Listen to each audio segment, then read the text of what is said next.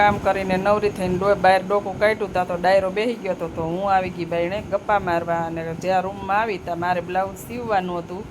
તો હું બેસી ગઈ બ્લાઉઝનું, આવું નાની નાની છોકરીનું બ્લાઉઝ છે તેનું કટિંગ કરવા માટે. તો બ્લાઉઝ કંઈક આવી રીતનું છે મારે કટિંગ કરવાનું. તો ચાલો કટિંગ કરી લઈ. અને જ્યાં હું રસોડામાં આવી ત્યાં બપોર થઈ ગયા હતા ને મારે બનાવવાની હતી રસોઈ. તો હું બેસી ગઈ રસોઈ બનાવવા માટે. રસોઈ બનાવી અને હું બેસી ગઈ ધાણા સાફ કરવા માટે. ધાણામાં તો ધાણા થોડાક જ સારા હતા, બાકીનો તો બધોય કદડો જ હતો. જો આટલા ધાણા સાફ કર્યા હતા, આટલો તો કદડો નીકળ્યો, અને ચોખ્ખા ધાણા તો આટલા જ નીકળ્યા. અત્યારે આ બધું બનાવટી થઈ ગયું છે. ધાણા થોડા નીકળ્યા અને કદડો આપણે જાજો નીકળી.